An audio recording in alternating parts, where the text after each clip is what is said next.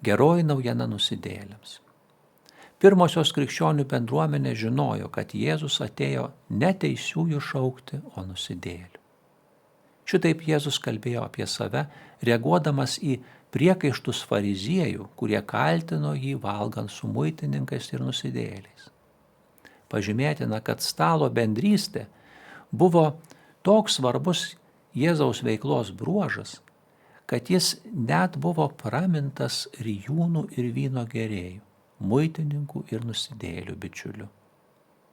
O evangelistas Lukas, reaguodamas į fariziejų murmėjimus, kad šitas priima nusidėjėlius ir su jais valgo, primena Jėzaus palyginimus apie paklydusią avį, pamestą drachmą ir sūnų paklydėlį. Pagal žydų tradiciją nusidėjėliai buvo tie, kurie laikėsi ne viso žydų įstatymo arba jį sulaužė, pavyzdžiui, augino kiaules. Jėzus bičiuliavosi ir valgė su tais, kuriuos fariziejai laikė nusižengusiais įstatymai. Priešindamasis tokiam požiūriui, Jėzus sako, nesveikiesiems reikia gydytojo, bet ligoniams. Aš atėjau ne teisiųjų šaukti, o nusidėjėlių. Jėzus siekia parodyti, kad Dievo malonė yra teikiama visiems, ypač tiems, kuriuos teisieji laikė esant jos nevertus. Jis griovė sienas, kurias fariziejai statė tarp žmonių, manydami, kad būti šventam reiškia atsiskirti nuo tų, kurie nusižengė Mozės įstatymą. Svarbiausia Jėzaus žinia – Dievo malonė teikiama visiems. Jis valgė kartu su žmonėmis, kuriuos teisieji, kabutėse, vadino nusidėjėliais. Jo bendrystės stalas buvo atviras. Gerąją naujieną apie Dievo karalystę Jėzus pirmiausia skelbia vargšams. Palaiminti jūs beturčiai, nes jūsų yra Dievo karalystė. Evangelijoje pagal Luką pabrėžiama, kad taip kalbėdamas jis galvojo apie neturtingus žmones. Jėzus savo misiją pradeda cituodamas pranašą Izaiją.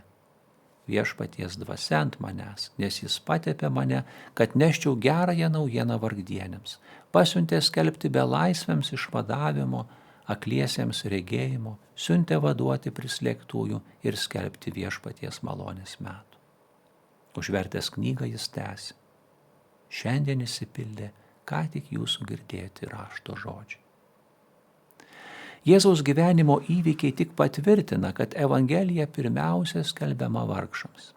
Kartą turtingam jaunuoliui jis pasakė, eik parduok visą, ką turi, išdalyk vargšams, tai turėsi lobį danguje.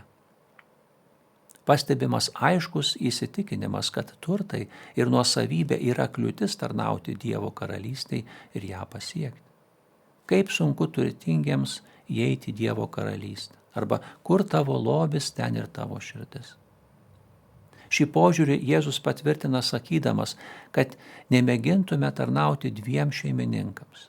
Joks tarnas negali tarnauti dviem šeimininkams, arba jis vieno nekęs, o kitą mylės, arba prie vieno bus prisirišęs, o kitą nieku vers.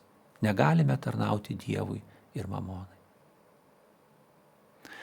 Turtinguosius jis kviečia savo medžiaginėmis gerybėmis dalyti su vargstančiais. Įsimintinas Jėzaus palyginimas užrašytas Evangelijoje pagal Luką. Vargšas Elgeta Lozorius guli prie turtingo žmogaus namų, kuriuose įsipustęs turtuolis mėgaujasi gardžiausiais valgiais ir gėrimais, visiškai ignoruodamas Lozorių.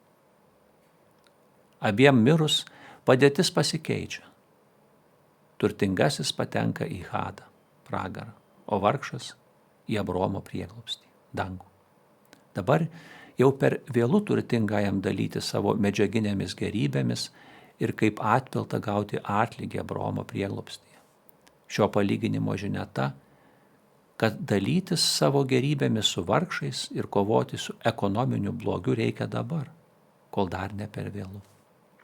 Jėzus moko, kad turtas žmogų klaidina. Jis sužadina netikro saugumo ir pasitikėjimo pojūtį. Klaidinga norėti ir siekti, kad turtas užimtų svarbiausią vietą žmogaus gyvenime, nes ji priklauso tik Dievui. Geroji naujiena vargdieniams ir įspėjimas turtuoliams – dvi tos pačios monetos pusės.